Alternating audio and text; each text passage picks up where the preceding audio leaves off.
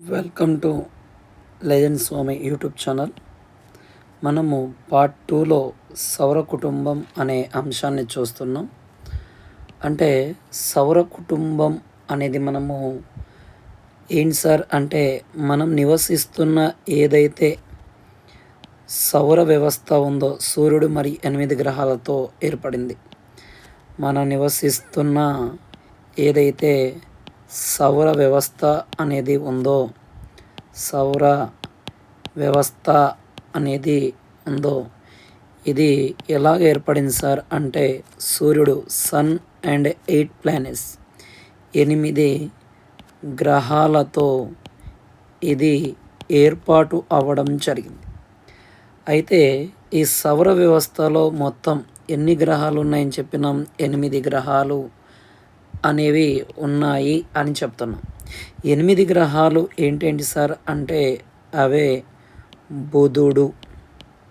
ఏవే ఉన్నాయి సార్ అంటే బుధుడు, శుక్రుడు, భూమి, అంగారకుడు, బృహస్పతి,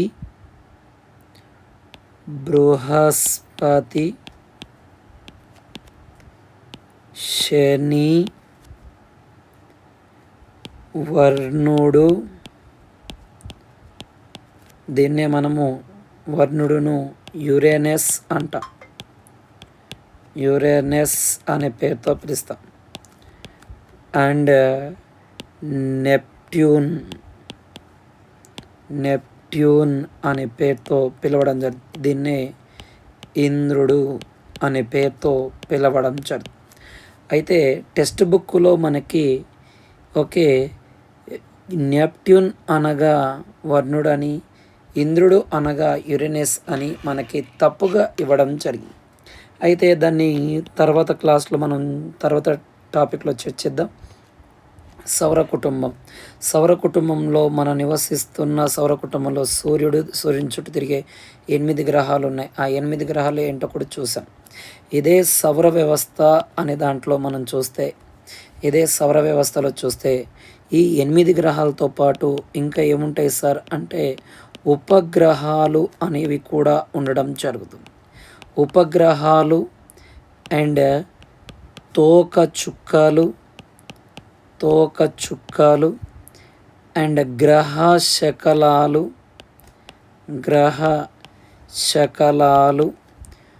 మరియు ఉల్కలు అనేవి ఉండడం జరుగుతుంది. అంటే ఈ గ్రహాలతో సూర్యుడు చుట్టూ తిరిగే 8 గ్రహాలైన ఈ గ్రహాలతో పాటు ఇంకా ఏమున్నాయి సార్ అంటే మనకి ఈ ఉపగ్రహాలు ఉన్నాయి, తోక చుక్కలు ఉన్నాయి, గ్రహ శకలాలు ఉన్నాయి, ఉల్కలు కూడా ఉండడం జరుగుతుంది మనకి. అయితే ఈ సౌర కుటుంబం అనేది ఏదైతే శాస్త్రవేత్తలు ఉంటారో ఈ శాస్త్రవేత్తల యొక్క అంచనా ప్రకారం ఈ సౌర కుటుంబం అనేది 4.6 మిలియన్ సంవత్సరాల క్రితం 4.6 మిలియన్ సంవత్సరాల క్రితం ఇది ఉద్భవించినట్లుగా మనకి శాస్త్రవేత్తల అభిప్రాయం ప్రకారం చెప్పడం జరిగింది. అంటే సౌర కుటుంబంలో ఏమేమి ఉంటాయి అవి అన్నీ చెప్పడంతో పాటు ఎప్పుడు ఆవిర్భవించిందంటే దాదాపుగా 4.6 మిలియన్ సంవత్సరాల క్రితం ఈ సౌర కుటుంబం అనేది ఆవిర్భవించినది అంటే పుట్టింది అని చెప్పడం జరుగుతుంది. అయితే సౌర కుటుంబం సంబంధించిన సిద్ధాంతాలు చాలా ఉన్నాయి. అంటే సౌర కుటుంబ యొక్క ఆవిర్భావ సిద్ధాంతాలు అనేవి చాలా ఉన్నాయి. వాటిలో మనకు ప్రముఖమైన ఆవిర్భావ సిద్ధాంతాలు ఒకటి భూకేంద్రక సిద్ధాంతం అనేది చాలా చాలా ఇంపార్టెంట్ అయిన అంశం. ఈ భూకేంద్రక సిద్ధాంతం అంటే ఏమిటి అనే అంశాన్ని మనం గమనిస్తే ఏంటి సార్ భూకేంద్రక సిద్ధాంతం అనేది? ఈ సిద్ధాంతాన్ని ప్రతిపాదించిన శాస్త్రవేత్త ఎవరు సార్ అంటే టాలమీ అనే శాస్త్రవేత్త. ఇతను ఈజిప్ట్ దేశానికి చెందిన ఒక ఖగోళ శాస్త్రవేత్త. ఖగోళ శాస్త్రవేత్త అనే పేరుతో ఇతన్ని పిలవడం జరుగుతుంది. ఈ ఖగోళ శాస్త్రవేత్త ఏమని చెప్పాడంటే ఈ భూకేంద్రక సిద్ధాంతం ప్రకారం భూమి అనేది కేంద్రకంలో ఉంటుంది. ఏదైతే భూమి ఉంటుందో ఈ భూమి కేంద్రకంగా ఉండి భూమి చుట్టూ ఏదైతే ఎర్త్ ఉంటుందో ఈ ఎర్త్ చుట్టూ ఏం తిరుగుతున్నాయంట? గ్రహాలు, ఉపగ్రహాలు ఉపగ్రహాలు అండ్ సూర్యుడు ఇతర ఖగోళ వస్తువులన్నీ కూడా ఇతర ఖగోళ వస్తువులు అన్నీ కూడా ఈ భూమి చుట్టూ భూమి చుట్టూ ఈ ఖగోళ వస్తువులన్నీ తిరుగుతున్నాయి అని చెప్పాడు.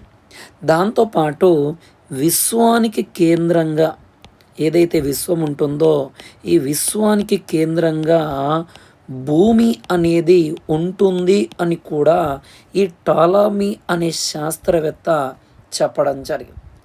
ఓకే, ఇతను ప్రతిపాదించిన సిద్ధాంతం. అదే ఇంకో సిద్ధాంతం ఉంటుంటుంది మనకి. ఏది సార్ అంటే సూర్యకేంద్రక సిద్ధాంతం. సూర్యకేంద్రక సిద్ధాంతం అనేది మనకు ఉండడం జరుగుతుంది. దీన్నే మనము హీలియోసెంట్రిక్ థియరీ లేదా సోలార్ థియరీ అనే పేరుతో పిలుస్తాం. ఈ సిద్ధాంతాన్ని ప్రతిపాదించిన శాస్త్రవేత్త ఎవరు సార్ అంటే పోలాండ్ దేశానికి చెందిన ఖగోళ శాస్త్రవేత్త. ఈ పోలాండ్ దేశానికి చెందిన ఖగోళ శాస్త్రవేత్త ఎవరు సార్ అంటే నికోలస్ కోపర్నికస్ అనే శాస్త్రవేత్త ఈ సూర్యకేంద్రక సిద్ధాంతాన్ని ప్రతిపాదించాడు. ఇతని ప్రకారం సూర్యుడు మధ్యలో ఉండి ఎవరైతే మనకి సూర్యుడు ఉంటాడో ఈ సూర్యుడు మధ్యలో ఉండి ఈ సూర్యుని చుట్టూ ఏవైతే గ్రహాలు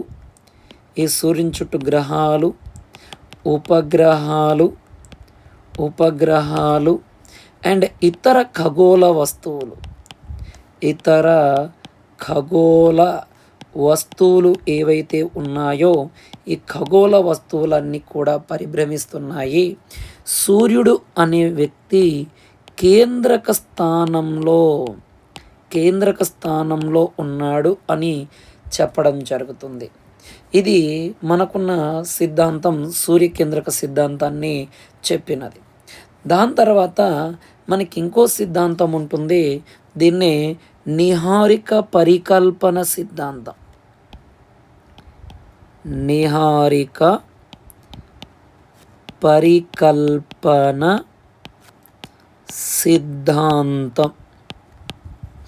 నిహారిక పరికల్పన సిద్ధాంతం.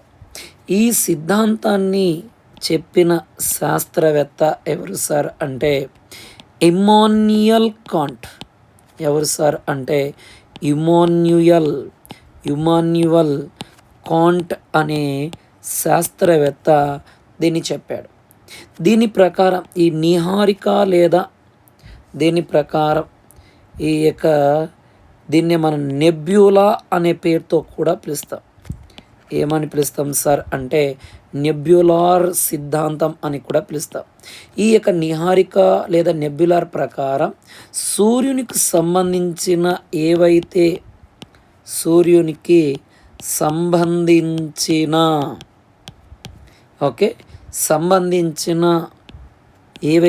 ధూళి,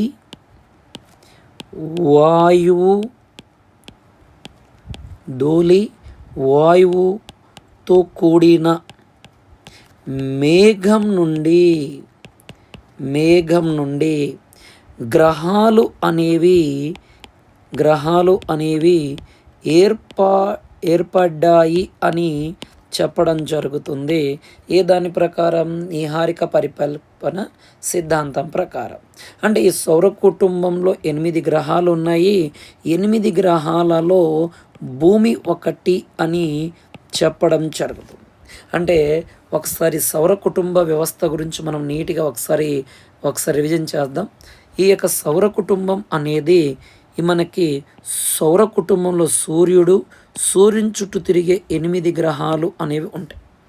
దీంట్లో ఏవేవి సార్? బుధుడు, శుక్రుడు, భూమి, అంగారకుడు, బృహస్పతి, శని, వరుణుడు, నెప్ట్యూన్ లేదా ఇంద్రుడు. వీటితో పాటు ఉపగ్రహాలు ఉంటాయి, తోకచుక్కలు ఉంటాయి, అండ్ గ్రహ శకలాలు ఉంటాయి, అండ్ ఉల్కలు కూడా ఉంటాయి అని. అయితే శాస్త్రవేత్తల అంచనా ప్రకారం ఈ సౌర కుటుంబం 4.6 మిలియన్ సంవత్సరాల క్రితం ఉద్భవించినదని చెప్తున్నారు. అయితే ఈ సౌర కుటుంబ సిద్ధాంతాల్లో ప్రధానంగా భూకేంద్రక సిద్ధాంతం. దీన్ని చెప్పిన శాస్త్రవేత్త ఎవరు సార్ అంటే టాలామీ. ఈ టాలామీ చెప్పిన సిద్ధాంతం ఇతను ఈజిప్ట్ దేశానికి చెందిన వ్యక్తి. అయితే ఇతను భూమి కేంద్రకంగా ఉండి భూమి చుట్టూ గ్రహాలు, ఉపగ్రహాలు, సూర్యుడు, ఇతర ఖగోళ వస్తువులన్నీ కూడా పరిభ్రమిస్తున్నాయి, భూమి విశ్వానికి కేంద్రంగా ఉంటుంది అని తెలియజేయడం జరిగింది ఈ టాలామీ అనే వ్యక్తి. అయితే ఇంకా సూర్యకేంద్రక సిద్ధాంతము పోలాండ్ దేశానికి చెందిన నికోలాస్ కోపర్నికస్ అనే శాస్త్రవేత్త చెప్పాడు. ఇతను ఈ యొక్క సూర్యుడు కేంద్రకంగా ఉండి సూర్యుని చుట్టూ గ్రహాలు, ఉపగ్రహాలతో పాటు ఇతర ఖగోళ వస్తువులు తిరుగుతున్నాయి, సూర్యుడు కేంద్రక స్థానంలో ఉన్నాడు అని చెప్తుంది. ఇంకో సిద్ధాంతం నీహారిక పరికల్పన సిద్ధాంతం. దీన్ని చెప్పినది ఎమాన్యుయల్ కాంట్ అనే వ్యక్తి చెప్పాడు. అదే నెబ్యులార్ థియరీ అని కూడా పిలవచ్చు. ఇతను సూర్యునికి సంబంధించిన ఏవైతే ధూళి, వాయువుతో కూడిన మేఘం ఏదైతే ఉంటుందో దాని నుంచే ఈ గ్రహాలు ఏర్పడ్డాయి. ఈ గ్రహాలు అనేవి సూర్యుని చుట్టూ తిరుగుతూ ఉన్నాయి. ఇవి 8, అందులో భూమి ఒకటి అని చెప్పడం జరిగింది. అయితే దీని తర్వాత నెక్స్ట్ టాపిక్ ఏంటి సార్ అని మనం చూస్తే, దీని తర్వాత నెక్స్ట్ టాపిక్ భూమి అనేది మనం చూడడం జరుగుతుంది. అంటే సౌర కుటుంబంలో ఏముంది సార్ అంటే మనకి భూమి అనేది ఉండడం జరుగుతుంది.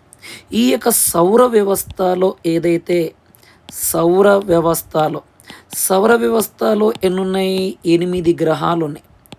ఈ 8 గ్రహాలు ఉంటే ఈ 8 గ్రహాల్లో భూమి ఒకటి. ఈ భూమి ఒకటి ఉంటే ఈ భూమి పైన ఈ సౌర వ్యవస్థలో మొత్తం 8 గ్రహాలలో జీవం కలిగిన ఏకైక గ్రహం ఏది సార్ అంటే భూమిగా చెప్పడం జరుగుతుంది మనకి. అయితే ఈ యొక్క సూర్యుని నుంచి ఏదైతే భూమి ఉంటుందో ఈ సూర్యుని నుంచి భూమి దగ్గరగా కాకుండా మరియు దూరంగా కాకుండా మధ్యస్థంగా ఉండడం జరుగుతుంది. ఎలాగుంది సార్ అంటే మధ్యస్థంగా ఉంది. అంటే అటు దూరంగా కానీ ఇటు దగ్గరగా కానీ లేకుండా మధ్యస్థంగా ఉండడం వలన ఇక్కడ భూమిపైన జీవం ఏర్పడడానికి అనుకూలంగా ఉండడం జరుగుతుందిగా చెప్పడం జరుగుతుంది. అంటే ఈ జీవం ఏర్పడడానికి ఏం కావాలా? వాతావరణం అనేది ముఖ్యంగా. అందుకే ఈ సూర్యుడి నుంచి దూరంగా కాకుండా దగ్గర కాకుండా మధ్యస్థంగా ఉండడం వలన జీవం ఏర్పడడానికి కావలసిన వాతావరణం అంతా కూడా భూమిపైన ఉండడం జరుగుతుంది. అందువలనే ఈ భూమిపైన ఈ యొక్క జీవరాశులు అనేవి జీవించగలుగుతున్నాయి అని చెప్పడం జరుగుతుంది. అయితే ఇక్కడ మనకి ఇక్కడ చూసుకుంటే ఈ భూమిపైన మనకి ఏమున్నాయి సార్ అంటే మానవులు అండ్ జంతువులు అండ్ వృక్షాలతో పాటు ఇవి ప్రాణం ఉన్నవి. మానవులు కానీ జంతువులు కానీ వృక్షాలు కానీ ప్రాణం ఉన్నవి. వీటితో పాటు ఏవైతే పర్వతాలు రోడ్స్ ఉంటాయో ఏవైతే భవనాలు వంటివి కూడా, భవనాలు వంటి ప్రాణం లేనివి కూడా ఈ భూమిపైన ఉన్నాయి అని మనం చెప్పడం జరుగుతుంది. అంటే భూమిపైన ఉన్నాయి. అంటే ఈ యొక్క భూమిపైన, ఈ భూమి అనేది సౌర వ్యవస్థలో 8 గ్రహాల్లో భూమి జీవం ఉన్న ఏకైక గ్రహం. ఈ సూర్యునికి నుండి దూరంగా కానీ దగ్గరగా లేకుండా మధ్యస్థంగా ఉండడం వలన జీవం ఏర్పడడానికి అనుకూలమైన వాతావరణం ఉండడం వలన ఈ జీవులు జీవిస్తున్నాయి. అంటే అవి ఏంటి సార్ అంటే ఈ యొక్క మానవులు, జంతువులు, వృక్షాలు, పర్వతాలు, రోడ్స్, భవనాలు ఇవన్నీ కూడా మనకి ఉండడం జరుగుతుంది. ఇంకా మనము దీని తర్వాత నెక్స్ట్ టాపిక్ ఏంటి సార్ అంటే పర్యావరణం అనే పేరుతో పిలవచ్చు. ఏంటి సార్ అంటే పర్యావరణం, ఎన్విరాన్మెంట్ అనే పేరుతో మనం పిలవడం జరుగుతుంది. అంటే పర్యావరణం అనగానేమి సార్ అని చూసుకుంటే ఏదైనా ఒక ప్రాంతం ఉంటే, ఏదైనా ప్రాంతం ఉంటే ఆ ప్రాంతంలో మొక్కలు, ఆ ప్రాంతంలో ఏవైతే మొక్కలు ఉన్నాయో, ఏవైతే జంతువులు మరియు సూక్ష్మజీవులు, సూక్ష్మజీవులు ఏవైతే సూక్ష్మజీవులు ఉన్నాయో, ఓకేనా, ఏవైతే సూక్ష్మజీవులు, ఓకేనా, ఈ సూక్ష్మజీవులు ఏవైతే ఉండడం జరుగుతుందో మనకి, ఈ సూక్ష్మజీవులతో కూడిన అన్ని జీవరహిత, జీవ మరియు జీవరహిత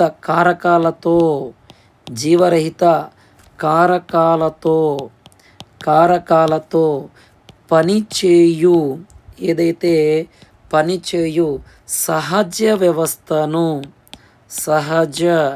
వ్యవస్థను ఏమంటాం సార్ అంటే పర్యావరణం అనే పేరుతో దీన్ని పిలవడం జరుగుతుంది.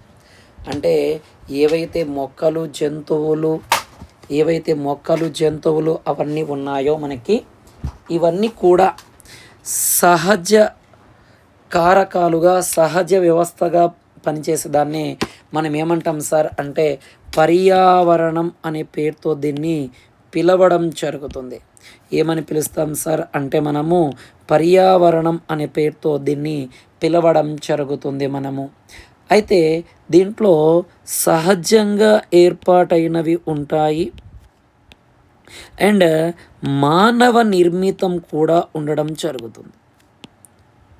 సహజంగా ఏర్పడినవి మరియు ఈ మానవ నిర్మిత రెండిటి కలయిక వలన మనకి పర్యావరణం అనేది ఏర్పాటవుతుంది. ఇది ప్రాథమిక జీవ సహాయక వ్యవస్థగా చెప్పవచ్చు. ఇది ఏదైతే ప్రాథమిక జీవ సహాయక వ్యవస్థగా చెప్పవచ్చు. జీవ సహాయక వ్యవస్థగా ఏదాన్ని చెప్పవచ్చు మనము ఈ యొక్క పర్యావరణాన్ని చెప్పడం జరుగుతుంది. అంటే ఈ పర్యావరణం మనకి ఏమందిస్తుంది సార్ అంటే మనం పీల్చే గాలి, ఏదైతే మనం పీల్చే గాలి ఉంటుందో ఈ గాలిని అందిస్తుంది అండ్ త్రాగే నీరును అందిస్తుంది అండ్ తినే ఆహారాన్ని అందించడం జరుగుతుంది. ఓకేనా. అండ్ మనం జీవించడానికి నేలను కూడా అందించడం జరుగుతుంది ఈ పర్యావరణం అనేది. అంటే పర్యావరణంలో మనకి ఏముంటాయని చెప్పినాం, సూక్ష్మజీవులు ఉంటాయి, జంతువులు ఉంటాయి, మొక్కలు, ఇవన్నీతో పాటు మానవులు కూడా కలిగి ఉండడం జరుగుతుంది. అయితే ఈ యొక్క పర్యావరణం ఏదైతే ఉందో దీన్ని ఏమని పిలుస్తారు సార్ అంటే ఎన్విరాన్మెంట్ అనే పేరుతో పిలుస్తాం. ఎన్విరాన్మెంట్ అనే పేరుతో దీన్ని పిలవడం జరుగుతుంది. ఎన్విరాన్మెంట్ అనే పదం ఫ్రెంచ్ భాష పదం నుంచి ఉద్భవించింది. ఫ్రెంచ్ భాష పదమైన ఏది సార్ అంటే ఎన్విరానోర్ ఎన్విరోనర్ ఎన్విరోనర్ అనే పదం నుంచి ఉద్భవించడం జరిగింది. అంటే ఎన్విరోనర్ అనగా ఏమి అని కూడా చెప్పడం జరుగుతుంది. ఎన్విరోనర్ అనగా ఏంటి సార్ అంటే పొరుగు పొరుగు అనే పేరుతో పిలవచ్చు. నైబర్స్ అనే పేరుతో కూడా పిలుస్తాం. అదే ప్రపంచ పర్యావరణ దినోత్సవంగా ప్రపంచ పర్యావరణ ప్రపంచ పర్యావరణ దినోత్సవంగా ఎప్పుడు జరుపుతాం సార్ అంటే జూన్ 5న మనము సెలబ్రేట్ చేయడం జరుగుతుంది. జూన్ 5న సెలబ్రేట్ చేయడం జరుగుతుంది. అయితే మనము పర్యావరణం అనేవి 3 రకాలుగా చెప్పుకున్నాం. సహజ పర్యావరణం, మానవ పర్యావరణం. అంటే పర్యావరణం ఎన్విరాన్మెంట్ 3 టైప్స్. వన్ ఏమో న్యాచురల్ ఎన్విరాన్మెంట్, సహజ పర్యావరణం అనేది పిలవడం జరిగింది. రెండవది మానవ పర్యావరణం.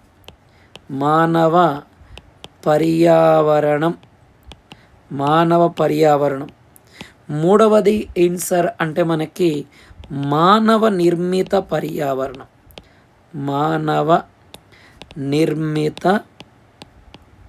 పర్యావరణం అనే పేరుతో పిలవడం జరుగుతుంది. అయితే దీంట్లో ఫస్ట్ వన్ మనము ఏది చూస్తాం సార్ అంటే సహజ పర్యావరణం అనే దాన్ని చూద్దాం. సహజ పర్యావరణం అనే దాన్ని చూద్దాం. సహజ పర్యావరణం అనే దాన్ని ఒకసారి నీట్గా మనము గమనిద్దాం. సహజ పర్యావరణం అంటే ఏమేమి ఉంటాయి సార్ అంటే మనకి సహజ పర్యావరణంలో కనబడే అంశాలు ఒకటి ఏంటి సార్ అని చూస్తే భూమి అనేది కనబడుతుంది. ఏం కనబడుతుంది సార్ అంటే భూమి. అండ్ దీనితో పాటు నీరు, దీంతో పాటు మొక్కలు అండ్ జంతువులు వంటివి కనబడడం జరుగుతుంది. అంటే సహజ పర్యావరణంలో మనకు కనపడేవి భూమి, నీరు, మొక్కలు, జంతువులు వంటి ప్రాణులు కనబడతాయి. పర్యావరణంలో మనకి ఇంకా దీంట్లో కనబడేవి శిలావరణం అనేది కూడా, శిలావరణం అండ్ జలావరణం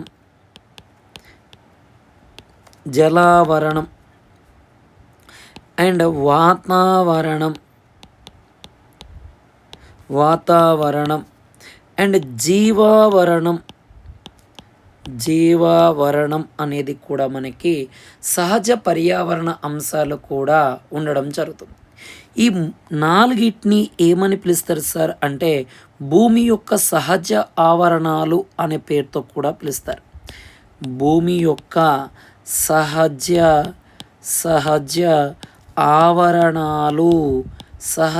ఆవరణాలు అనే పేరుతో కూడా పిలవడం జరుగుతుంది మనకి ఇవి. అయితే భూమి యొక్క సహజ ఆవరణాలలో ఒక్కొక్కటి మనం చూసుకుంటూ పోదాం. ఏంటి సార్ భూమి యొక్క సహజ ఆవరణాలలో అని చూస్తే మనకి ఓకేనా, సహజ ఆవరణాలలో ఒకటి శిలావరణం అనే దాని గురించి చూద్దాం. శిలావరణం అనే దాని గురించి చూడడం జరుగుతుంది. దీన్ని శిలావరణం అనేది భూమి యొక్క రాతి పొర, ఏదైతే భూమి ఉంటుందో ఈ భూమి యొక్క రాతి పొరను ఏమంటాం సార్ అంటే శిలావరణం అనే పేరుతో దీన్ని పిలవడం జరుగుతుంది. భూమి యొక్క రాతి పొరను శిలావరణం అనేది పిలవడం జరుగుతుంది. అంటే ఈ యొక్క భూమి యొక్క రాతి పొర అయిన శిలావరణం ఏమేమి ఉంటాయి సార్ అంటే దీనిలో రాళ్ళు అనేవి కనబడతాయి మనకి. ఈ రాళ్ళతో పాటు మనకి ఖనిజాలు కూడా, మినరల్స్ కూడా లభ్యం అవ్వడం జరుగుతుంది. ఇవన్నీ కూడా మనకి ఈ ఖనిజాలతో పాటు మట్టితో, ఏదైతే మట్టితో ఉండడం జరుగుతుంది, ఈ పలుచని పొరను పలుచని పొరను మనం ఏమంటాం? పలుచని పొరతో కప్పబడి ఉండే దాన్ని శిలావరణం అంటాం. అంటే రాళ్ళు, ఖనిజాలు, మట్టి ఇవన్నీ కూడా మట్టితో పలుచని పొరతో కప్పబడి ఉండడం జరుగుతుంది మనకి ఇవి. అయితే ఈ యొక్క శిలావరణం పైన అంటే భూమి యొక్క ఉపరితలం పైన ఏమేం ఉంటాయి సార్ అని చూస్తే మనకి ఒకటి పర్వతాలు. ఏముంటాయి సార్ అంటే పర్వతాలు, పీఠభూములు. ఏముంటాయి సార్ అంటే పర్వతాలు, పీఠభూములు అండ్ మైదానాలు అండ్ లోయలు డెల్టాలు వివిధ రకమైన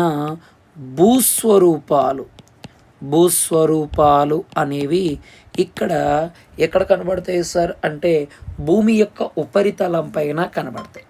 అయితే ఈ శిలావరణాన్ని మనము లిథోస్పియర్ అనే పేరుతో దీన్ని పిలవడం జరుగుతుంది. అంటే లిథోస్పియర్ అనేది ఇంగ్లీష్ భాష పదం.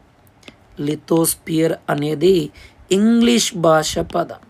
ఇది ఓకే, ఏ భాష పదం నుంచి వచ్చాయి సార్ ఇవి అంటే గ్రీకు భాష పదం అయిన లిథో అనే పదం నుంచి రావడం జరిగింది. ఇంకో పదం ఏంటి సార్ అంటే మనకి స్పైరా అనే పేరుతో పిలుస్తాం. దీంట్లో లిథో అనగా ఏంటి సార్ అంటే రాయి. అదే స్పియర్ అనగా గోళం లేదా బంతి అని అర్థంగా చెప్పడం జరుగుతుంది.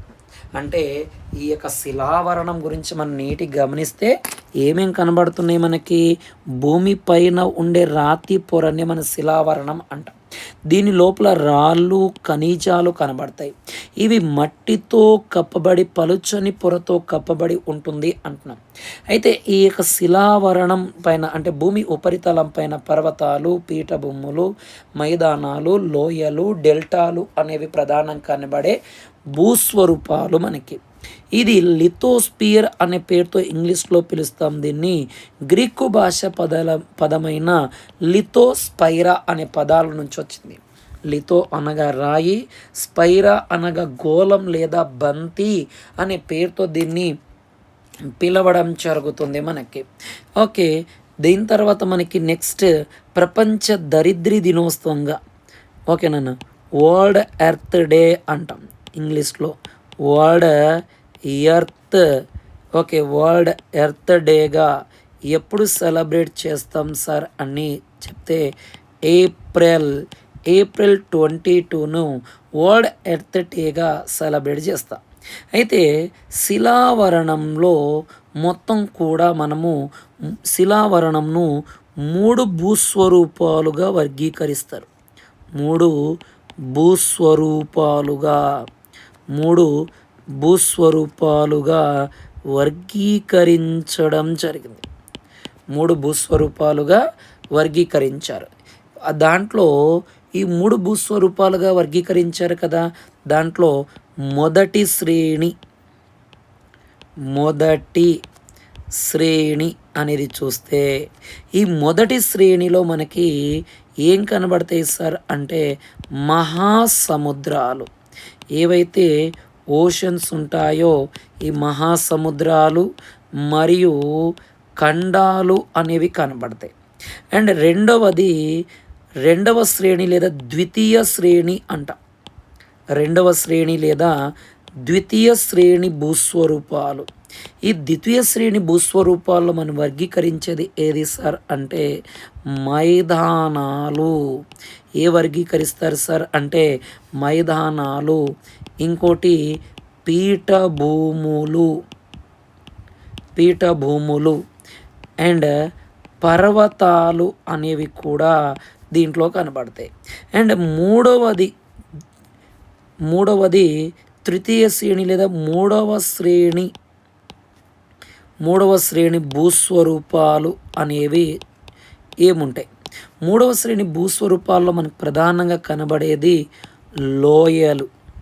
అండ్ గార్జులు, లోయలు, గార్జులు, అగాధాలు, అగాధరలు, అగాధరలు, అండ్ సరస్సులు, సరస్సులు, అండ్ డెల్టాలు, అండ్ అఖాతాలు, అఖాతాలు, బీచులు, బీచులు, ఇసుక దిబ్బలు, ఇసుక దిబ్బలు, అండ్ ఇనెల్బర్గులు, ఇనెల్స్ ఇన్సెల్బర్గులు, ఇన్సెల్బర్గులు, పుట్టగొడుగులు, పుట్టగొడుగులు, పుట్టగొడుగులు, అండ్ రాళ్ళు, ఇలాగ మొదలైన అంశాలన్నీ కూడా మనకి తృతీయ భూస్వరుని స్వరూపాల్లో కనబడతాయి. అంటే ఈ శిలావరణ భూస్వరూపాలను ప్రధానంగా 3 రకాలుగా వర్గీకరించాం. అదే మొదటి శ్రేణి అండ్ ద్వితీయ శ్రేణి, తృతీయ శ్రేణిగా వర్గీకరించడం జరిగినది మనకి ఇది.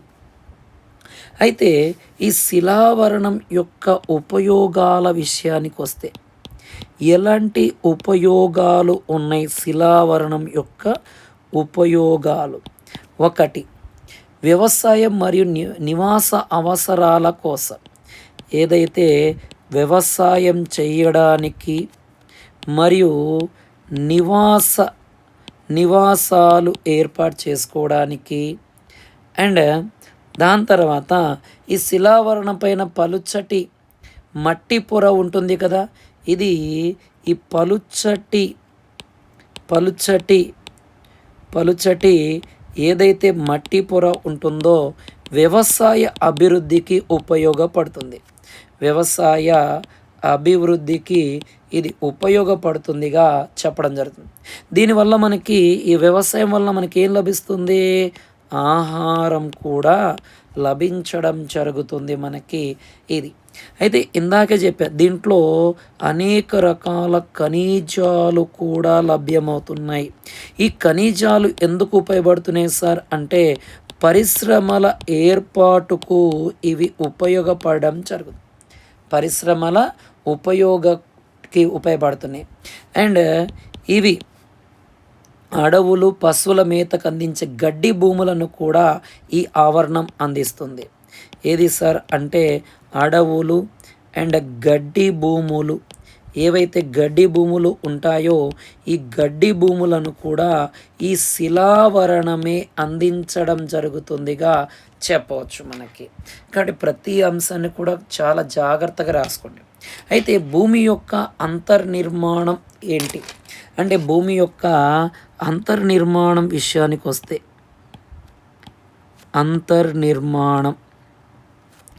భూమి యొక్క అంతర్నిర్మాణం అనేది చూస్తే మనకి కోడిగుడ్డులోని ఏవైతే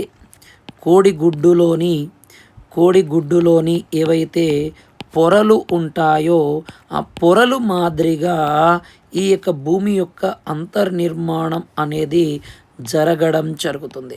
భూమి యొక్క అంతర్నిర్మాణం అనేది కోడిగుడ్డు లోపల ఏవైతే పొరలు ఉంటాయో ఆ పొరలు మాదిరిగా మనకి ఇవి ఏర్పాటు అవ్వడం జరుగుతుంది. అంటే పొరల మాదిరిగా ఎలాగ కోడిగుడ్లోని పొరలు అంటే మనకి ఈ యొక్క మొదటి పొరను ఏమంటాం సార్ అంటే భూపటలం అనే పేరుతో పిలుస్తాం. దీంట్లో రెండో పొరను ఏమంటాం సార్ అంటే భూప్రవారం అనే పేరుతో పిలుస్తాం. మూడో పొరను భూకేంద్రకం అనే పేరుతో పిలవడం జరుగుతుంది. ఈ భూకేంద్రకం మళ్ళీ 2 రకాలుగా ఉండడం జరుగుతుంది. ఒకటి అంతరకేంద్రకం, రెండవది బాహ్యకేంద్రక పొర. అంతర్కేంద్రక పొర అనేది ప్రధానంగా మనకి ఉండడం జరుగుతుంది. ఈ పొరలన్నీ కూడా మనకి మందంగా ఉండడం జరుగుతుంది. అంటే కొంచెం థిక్నెస్గా మందంగా ఉండి భౌతిక రసాయన ధర్మాలను కలిగి ఉండడం జరుగుతుంది. భౌతిక రసాయన ధర్మాలను కలిగి ఉండడం జరుగుతుంది ఈ భూమి అంతరిక్ష నిర్మాణం. దీని తర్వాత మనకి నెక్స్ట్ ఏంటి సార్ అంటే జలావరణం అనేది చూద్దాం. జలావరణం అనేది మనం నీట్గా గమనిద్దాం. జలావరణం అనగానేమి? ఓకేనా? ఏదైతే జలావరణం ఉంటుందో ఈ జలావరణం అనేది భూమి పైన, ఓకేనా, భూమిపై ఉపరితలం పైన అన్ని రకాల నీటి వనరులు ఏవైతే ఉన్నాయో, భూమి ఉపరితలం పైన ఏవైతే అన్ని రకాల నీటి వనరులు ఏవైతే ఉన్నాయో వాటినన్నిటినీ కలిపి మనము ఏమంటాం సార్ అంటే జలావరణం అనే పేరుతో దీన్ని పిలవడం జరుగుతుంది. అంటే భూమిపై పొరలో ఉండే ఈ నీటి వనరులు, భూమిపైన ఉండే ఈ వాటర్ని మనము నీటి వనరులను జలావరణం అనే పేరుతో పిలుస్తాం. ఈ యొక్క జలావరణంను మనం ఇంగ్లీష్లో హైడ్రోస్పియర్ అనే పేరుతో పిలుస్తాం. హైడ్రోస్పియర్ అనే పేరుతో పిలుస్తాం. ఈ హైడ్రోస్పియర్ అనేది మనకి ఈ గ్రీకు పదాలు అయిన ఏవైతే గ్రీకు పదాలు ఉంటాయో ఈ గ్రీకు పదాలు అయిన హైడర్, ఏది సార్ అంటే హైడర్ మరియు స్పైరా అనే పదాల నుంచి వచ్చింది. అంటే హైడర్ అనగానేమి సార్ అంటే నీరు, స్పైర్ అనగా గోళం లేదా బంతి అని దీని యొక్క అర్థం.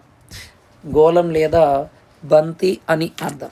అంటే జలావరణం అనేది ప్రధానంగా మనకి ఎక్కడ జలావరణం ఎక్కడ ఉంటుంది అనేది భూమిపై ఉండే వనరులు అన్నాం.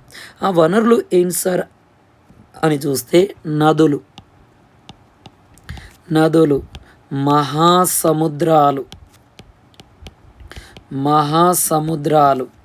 అండ్ సరస్సులు, చెరువులు, సముద్రాలు అండ్ సరస్సులు, ఇవన్నీ కూడా మనకి జలావరణంలో భాగంగా ఉండడం జరుగుతుంది. దీనితో పాటు భూమి లోపల ఉండే రాతి పొరల మధ్య ఉండే నీరు, రాతి పొరల మధ్య ఉండే నీరు అంటే దీన్నే మనము భూగర్భ జలాలు అనే పేరుతో దీన్ని పిలవవచ్చు అనేది చెప్పడం జరుగుతుంది.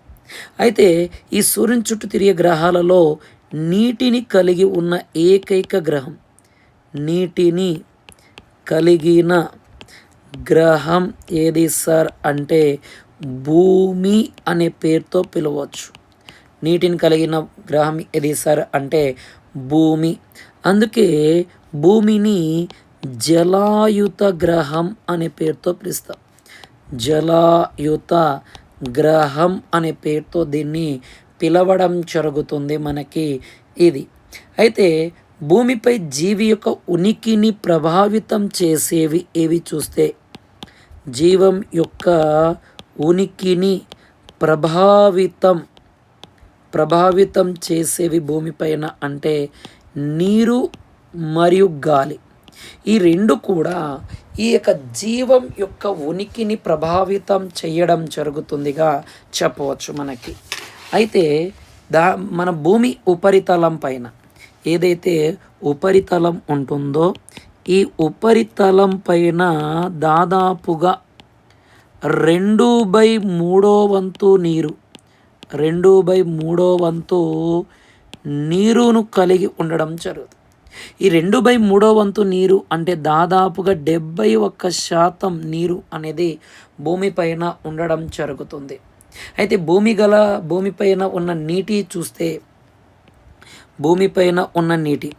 ఈ భూమిపైన ఉన్న నీటిని మనము మొత్తం కూడా 100% అనుకుంటే, 100% అనుకుంటే దీనిలో మానవ అవసరాల కోసం వినియోగిస్తున్నది, మానవ అవసరాల కోసం ఏదైతే మానవ అవసరాలకు ఉన్నాయో ఈ మానవ అవసరాల కోసం ఉపయోగిస్తున్న నీరు 1% అని చెప్పవచ్చు మనకి. అయితే మిగిలిన నీరు మొత్తం కూడా అంటే మిగిలిన 99% నీరు మంచు రూపంలో కానీ లేదా మనకి ఉప్పు నీటి రూపంలో కానీ లభించడం జరుగుతుంది. అంటే ఉప్పు నీటి అంటే సముద్రాల్లో, మంచు అంటే మనకి ఈ యొక్క హిమాలయ పర్వతాల పైన. అదే వరల్డ్ వాటర్ డే, ప్రపంచ జల దినోత్సవంగా వరల్డ్ వాటర్ డేగా ఎప్పుడు సెలబ్రేట్ చేస్తాం సార్ అంటే మార్చి 22ని నిర్వహించడం జరుగుతుంది. మార్చి 22ని వరల్డ్ వాటర్ డేగా మనము సెలబ్రేట్ చేయడం జరుగుతుందిగా చెప్పవచ్చు. ఓకే, దీని తర్వాత మనకి నెక్స్ట్ ఏంటి సార్ అంటే వాతావరణం అని చెప్పవచ్చు. వాతావరణం అనేది చాలా చాలా ఇంపార్టెంట్ అయిన టాపిక్స్ అనేది మనకి వాతావరణం. ఈ వాతావరణాన్ని మనము ఏమంటాం సార్ అంటే అట్మాస్ఫియర్ అనే పేరుతో పిలవచ్చు. అట్మాస్ఫియర్ అనే పేరుతో పిలవచ్చు ఇంగ్లీష్లో. అయితే దీనికి సంబంధించిన గ్రీకు భాష పదాలు అయిన ఒకటి అట్మాస్, రెండవది స్పైరా. అట్మాస్ అనగా ఏంటి సార్ అని చూస్తే మనకి అట్మాస్ అనగా ఆవిరి. స్పియర్ అనగా ఏంటి సార్ అంటే గోళము లేదా బంతి అనే పేరుతో దీన్ని పిలవడం జరుగుతుంది. అదే సెప్టెంబర్ 16వ తారీఖుని వరల్డ్ ఓజోన్ డేగా సెలబ్రేట్ చేయడం జరుగుతుంది. అంటే ప్రపంచ ఓజోన్ దినోత్సవంగా మనం ఎప్పుడు జరుపుతామంటే ఇది. అంటే వాతావరణం అంటే ఏమిటి సార్ అంటే భూమి చుట్టూ ఆవరించబడిన మందంపాటి గాలిపొర. భూమి చుట్టూ ఉన్న ఈ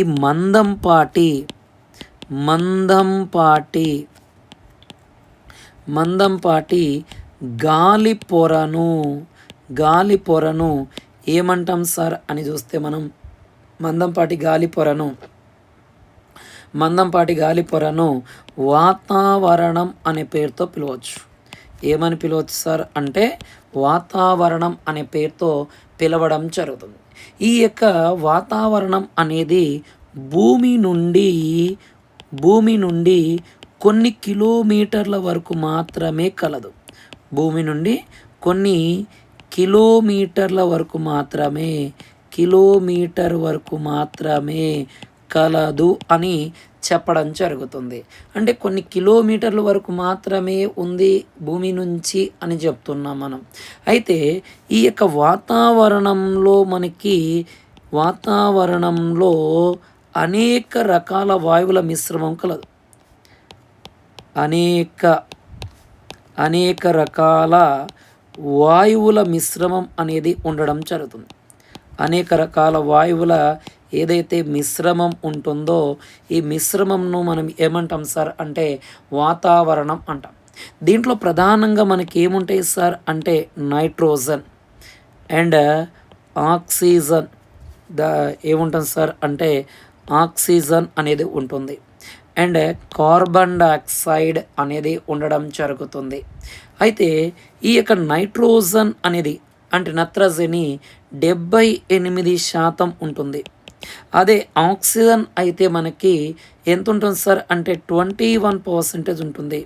కార్బన్ డైఆక్సైడ్ అయితే 0.04% లేదా 0.03% అనేది మనకి 0.03% ఉంటుంది. దీనితో పాటు ఆర్గాన్ ఏది సార్ అంటే ఆర్గాన్ 0.93% ఉంటుంది. ఇతర వాయువులు ఏవైతే ఉంటాయో అవన్నీ కూడా 0.04% అనేది ఉండడం జరుగుతుందిగా చెప్పడం జరుగుతుంది మనకి ఇది. అయితే మనకి ఈ యొక్క ఏదైతే ఆక్సిజన్ ఉంటుందో దీనిని ఏమని పిలుస్తారు సార్ అంటే ప్రాణవాయువు. గతంలో అడిగిన క్వశ్చన్ ఏమని పిలుస్తాం సార్ అంటే ప్రాణవాయువు అనే పేరుతో దీన్ని పిలవడం జరుగుతుంది. ఎందుకంటే ఈ యొక్క ఆక్సిజన్ లేదా ఈ వాయువు లేకుండా జీవులు జీవించలేవు. జీవులు అనేవి జీవించలేవు అని చెప్పడం జరుగుతుంది మనకి ఇది.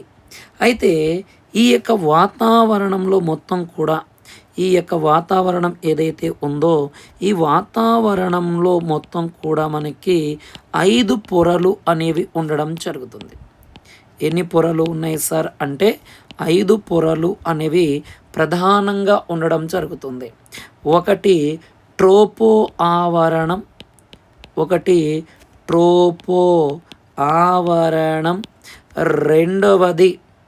రెండవది స్ట్రాటో ఆవరణం అండ్ మూడవది మెసో ఆవరణం, నాలుగవది థర్మో ఆవరణం అండ్ ఐదవది ఎక్సో ఆవరణం అనే పేరుతో పిలుస్తారు. ఎక్సో ఆవరణం అనే పేరుతో పిలవడం జరుగుతుంది. అయితే వీటి మధ్య ఖచ్చితమైన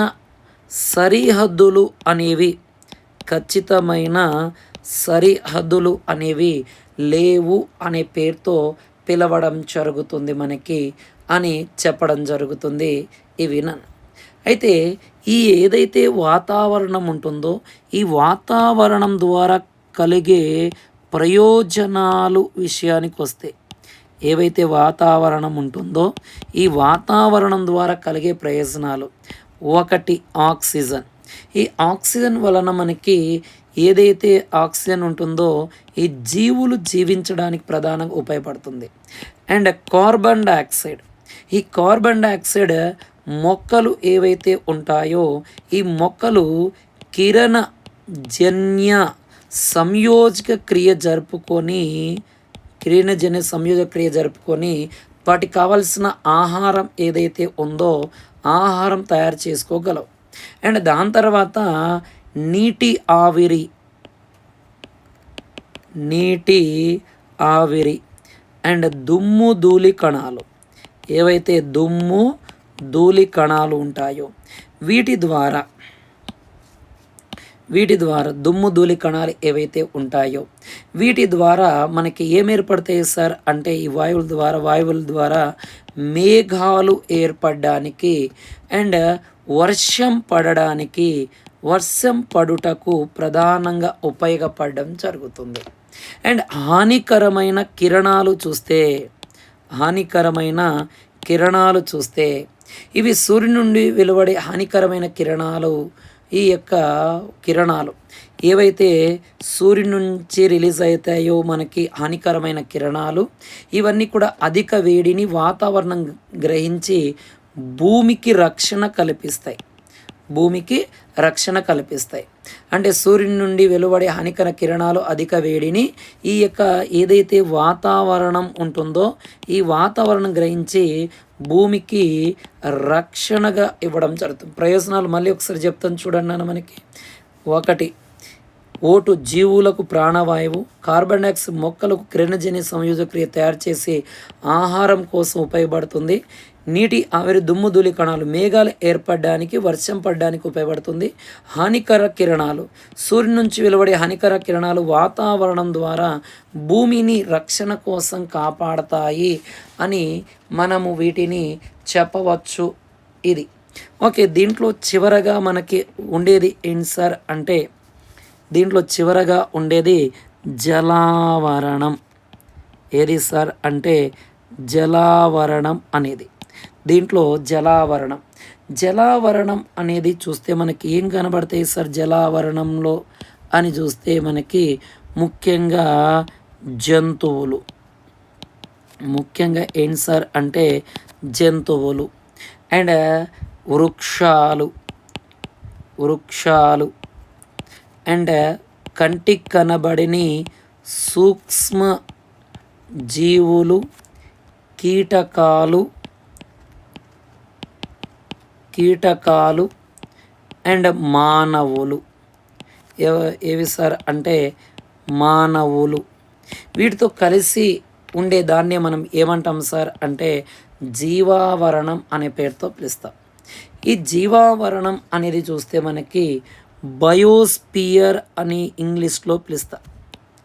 ఏమంటాం సార్ అంటే బయోస్పియర్ అనే పేరుతో దీన్ని పిలవడం జరుగుతుంది. అంటే ఇవి గ్రీకు పదాల నుంచి ఉద్భవించాయి. దాంట్లో బయోస్ అండ్ స్పైరా అనే పదాల నుంచి.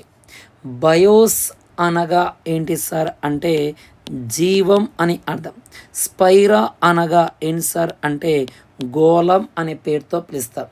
ఇలాగ మనకి ఇవన్నీ కూడా కలిసి ఉన్నదాన్ని మనము భూమిపైన ఉన్న ఆవరణాలు అంటే ఈ భూమిపైన నీరు, గాలి, నేల ఈ యొక్క మూడిటి చర్య వలన మనకి ఉండే ఫలితమే ఏం సార్ అంటే జీవావరణం అనేది చెప్పడం జరుగుతుంది. ఇది మనకి పార్ట్ 2లో మనం చర్చించిన అంశం. అండ్ మిగతాది పార్ట్ 3లో ఈ యొక్క మనకి ఏవైతే మానవ పర్యావరణం, మానవ నిర్మిత పర్యావరణం, కాలుష్యాలు అండ్ కాలుష్యాలతో పాటు మనకి దీంట్లో ఉన్న ఏది ఓకేనన్నా దీనికి సంబంధించిన విపత్తులు అవన్నీ కూడా నెక్స్ట్ పార్ట్ 3లో చూద్దాం. RS legend Swami YouTube channel, మీ స్వామి సార్. జై హింద్. Like, share, subscribe.